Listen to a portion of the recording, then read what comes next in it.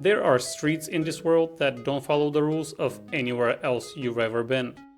Get ready to get your narrow western view shattered, because in this episode we will go to the famous Bangla Road in Patong beach. And we will talk, is it legal to take the waitress home and how much does it cost? Then we're gonna go to Soi Cowboy in Bangkok, where you'll learn more about the stigma around Ladyboys. And I got most of it on camera. Most of it. That was just insane. I left Coffee Fee the same way I arrived, on a boat. Except this time I knew where I was going. And I wasn't lost. That's growth. Arriving at Rasada Pier, back on the mainland, into a van heading to Patong. Patong Beach is two completely different places depending on what time you show up. During the day, a beach town, restaurants, shops, tourists drying off after the water. Normal. Alright, made it to Patong Beach. However, I saw not only, so I went to Bangla Road, right? But I saw not only like people with their girlfriends, I saw like parents with their children, which is weird. Because it's all like prostitutes and weed on the sides, right? It's a very weird place to bring your kids. Oh, another funny thing I saw, I mean it's funny for me because I'm not that old, just like old farts, like 65 plus. The whole bar, like all the bartender girls were like cheering him. I'm like, maybe he bought a shot for everybody. But I'm like, wow, the guy has never seen that much attention, nor he's ever gonna see that much attention in his life, which, hey, to each their own, that's what he came here for, I get it, but it just looked funny to me. And if you don't understand why I am shocked by parents bringing their children to Bangla Road, that means you have no idea what goes down on that famous popular street. Here's some context. Bangla Road is Patong's famous nightlife strip. It is about 400 meters or 1200 feet long street. Neon lights, music from every direction, bars stacked on top of bars, street food, street performers, and $6 drinks. Also, a lot of young women who will do everything in their power to get your attention and your money. All of it completely legal. Which is why I was genuinely surprised to see parents walking through here with their children. Please don't do that. I call this place the retired white old man's dream. And I understand why. You walk in, girls will talk to you, catcall you, grab you. Not only by the arm, by the way, protect your private parts. They are grabby, very grabby. Here is how the economy actually works here. You sit down at the bar, girls come to you one by one, or you can ask for whoever you like. You buy her what's called a lady drink, usually a small overpriced cocktail, and she sits with you. You talk, you play games, she basically keeps you company. There's different games like Connect 4 or Jenga, and usually they play for drinks. Keep in mind, they are extremely good at those games. Everything is designed very cleverly to keep you spending money. If you like a girl and want to take her out of the bar, you pay what's called a bar fine. Anywhere from 1,000 to 3,000 baht at the time of this recording. And you pay that directly to the establishment. That compensates the bar for losing an employee for the evening. The shift manager, called the mama-san, handles the arrangement. After that, you negotiate directly with the girl for her price. And before you judge, I've been on enough Tinder dates to know that in the Western cultures we do something very similar. We just don't negotiate on the price this openly. We don't call it a bar fine, we call it a bar bill. And we don't negotiate the price for the evening, we just pay for dinner and hope for the best. I can't wait to read your angry comments. You like it or not, this is considered a normal work here, just like being a waitress or a bartender. And I understand, coming from the West, there is a societal stigma. I'm not here to defend the industry, nor I'm here condemning it either. It's just how things are in a different country, in a different culture. You can come and see for yourself, or you can choose not to. Just please, don't bring your kids. There are also strip clubs, not that anything here really requires one, and the famous ping pong show, which I cannot show on camera, and yes, it is exactly what you think. Ping pong show. But what about the Ladyboys? Wouldn't you like to know? I'll explain more about the Ladyboys and the Ladyboy bars once we get into Bangkok. And also, if my wife is watching this video, I want to tell you that I've done all of this research purely online. The next day I headed to the airport to catch my flight to Bangkok, landing in Don Mueang International Airport, taking my Grab.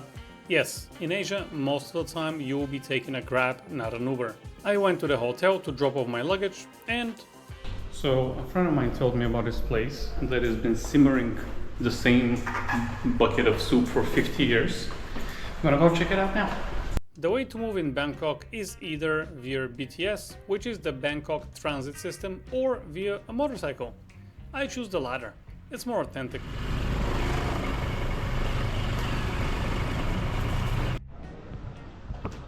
Alright, I found the place pretty far with a motorcycle, as you can tell. Looks like a hole in the wall. That in front of what I'll show in a second is the pot of stew that has been simmering for so many years. And that's the menu. You pause it and check it out.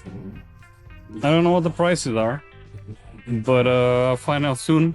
The place is called Wattana Panich, or Panich, I'm not sure. It is a family-run shop in the Ekamai neighborhood that uses a perpetual stew method, continuously simmering a giant cauldron of Chinese herb beef broth that has been kept alive for over 50 years. I mean, just the story behind it, you have to go. And I don't remember what the price was, but it was very, very cheap. What to order? Well, the signature beef noodle soup. They also serve a highly rated herbal goat stew. How do they do it? The soup is never completely emptied. At the end of every night, the remaining broth is strained, safely preserved, and used as the base for the next day's pot, continuously adding new meat and spices to deepen the flavor over generations. Good. Well fed and happy, I headed to my next location. Alright, why is this the best way to travel in Bangkok? Well, the city is super busy. Traffic is all the time, as you can tell. And with a motorcycle, you can weave through the cars and pretty much arrive twice as fast as if you're with a car. This 15-minute ride would have been maybe 40-minute ride. So I'm gonna list here how many million people live in here and how much is the area. And here is how many people actually per square meter or per square foot. It's very populated. The traffic is non-stop. So bike is your best option, although get a life insurance first.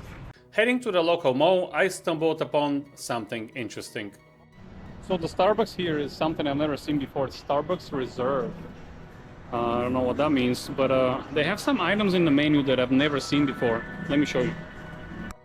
Starbucks Reserve is the most premium and immersive expression of Starbucks. These flagship locations around the world showcase rare, small lot coffees and offer experiences you won't find in a typical Starbucks coffee house. Also, very expensive. That's $20. All of a sudden, paying a girl for a bar fine seems reasonable.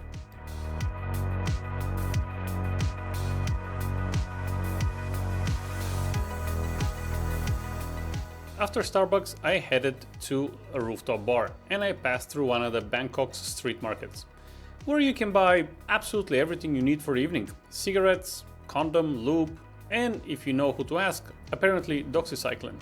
Just ask. Also, Louis Vuitton, $20. Yeah, your friend Becky is not that rich. She never was. And then I found myself on Soi Cowboy, which is one of the 3 major red light districts in Bangkok. Similar to Bangla Road, Soi Cowboy or Cowboy Alley got its name from an African-American retired military man named TJ Cowboy Edwards, who opened a cowboy go-go club in the 1970s. Edwards was tall and always wore a cowboy hat, hence Cowboy Street. Which brings me to something I have to address. Have you even really been to Bangkok if you haven't encountered a ladyboy? The answer is no, you have not. Ladyboys, known locally as katoi, are a completely visible, celebrated part of Thai culture. And Bangkok is one of the most open and accepting cities in the world. Here's the part that surprises most Western visitors. The acceptance isn't a modern thing, it goes back centuries. Buddhism, which shapes almost everything in Thai culture, views gender fluidity as a karmic result of past lives. Not a disorder, not a choice, just a soul's journey across multiple lifetimes. Which means Thailand arrived at acceptance through a completely different door than the rest of the world is still arguing about. You'll find Katoi working everywhere: retail, media, hospitality, nightlife, and corporate positions. They are not hidden. They are not a novelty. They're just part of life here. Now, a very important public service announcement for the male travelers watching this.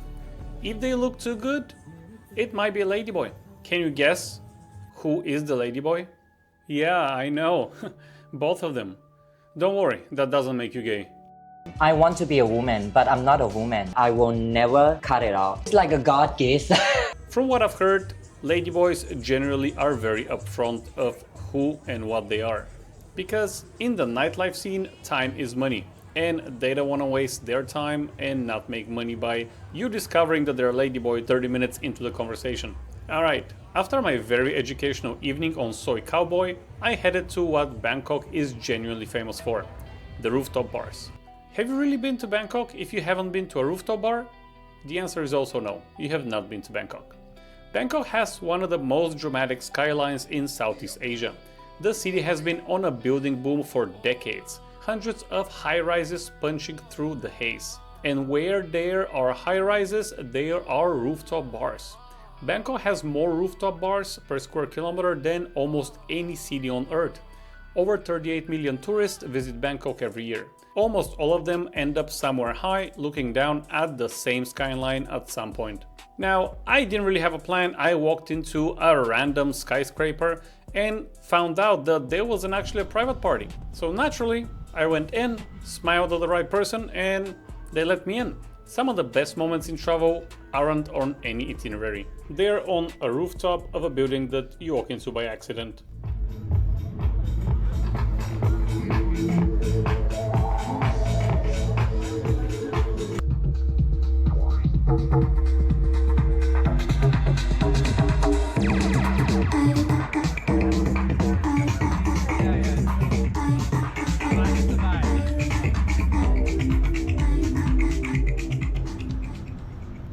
The next morning, I headed back to the mall.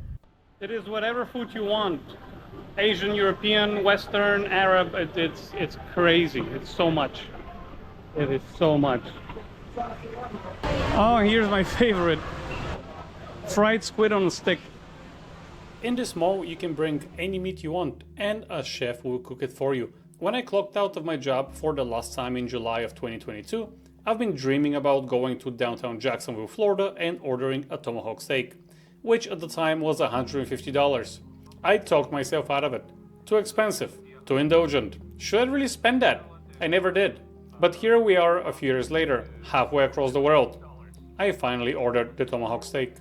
So this whole pleasure would bring you back. So this is the tomahawk steak. This is a cooking fee 100. This is a salad and wine. Total is 26.50 baht, which is $76. It's way too much for one person, so they wrapped it up the remainder. I ate half, okay? I ate half. If you order tomahawk, make sure you're 2 people. Alright, next we are heading to a cooking class, but first I'm gonna find somebody to give this. It's half of the tomahawk steak. There's quite a few homeless here, and at least nighttime in Bangkok. I cannot eat it. It's not going to be good later anyways. I'm not going to bring it to the hotel room, so at least somebody's going to use it, right? But I'm excited to go and actually do the cooking class. It's traditional Thai food as usual. Let's see how it's going to go. All right, we are almost at the place. There you go, House of Taste. Cooking class, which in Bangkok means standing over a wok in 35 degrees heat, learning how to make dishes that takes a Thai grandmother's 30 seconds and me 20 minutes. We made tom kha kai, which is amazing, and honestly, if you haven't tried tom yum or tom kha kai, I feel bad for you. Then we made pad thai, which was way easier than I thought. Just look how fast I did it. Yeah, it was pretty tasty. And for dessert, of course, mango sticky rice. This is supposed to be a roast, but let me know how I did in the comments. Overall, I do a cooking class in every country I go, and I really enjoy it. The mango rice was excellent. After the class, I was getting ready to go to a cruise when this happened. So, I just got the most thrilling ride of my life in a motorbike. The guy still maybe behind me. There you go, that's my rider. That was just insane. Through Bangkok, through a traffic in Bangkok. I don't know if my hair can show it. So here's the deal. At some point, so we're moving through traffic as usual, but at some point, there's just like a guy who's like in the opposite direction. No problem, like, no worries. We ran 2 stop signs. We weaved through one pedestrian crosswalk while the pedestrians were walking. We just weaved through it while we were in the opposite direction. I'm like, what the? I really wish I had a camera to record all that, because it is. You wouldn't believe me, but maybe tomorrow I'm gonna go again, and I'm gonna record it. It's just insane. It's insane. I think that was scarier than jumping out of an airplane. That was just. I really wish I had a camera to record it. So I finally bought durian, which is forbidden to bring in a hotel because it stinks a lot. It's a pretty good actually. It's like a creamy, sweet, not overpowering sweet taste. But yeah, this was 220 baht. 220, yeah, baht.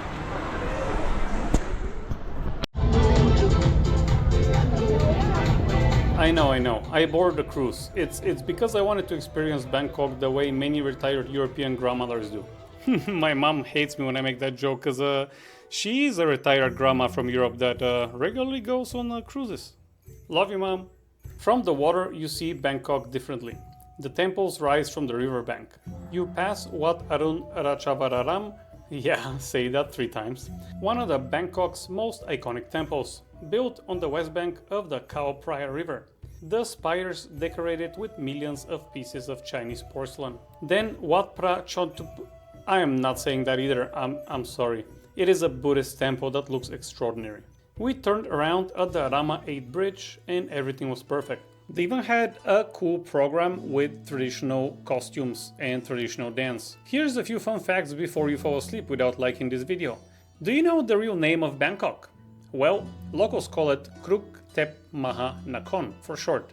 But the real name is Kruk Tep Maha. I'm just kidding, I'm not saying all of that. It's true, you can fact check me.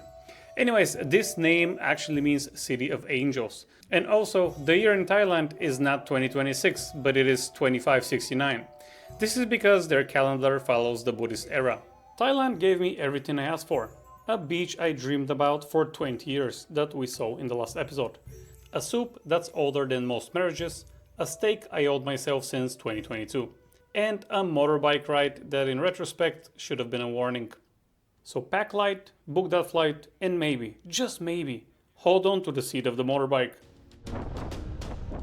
Join me in the next episode where I end up in hospital, which to be fair, was not in the original plan.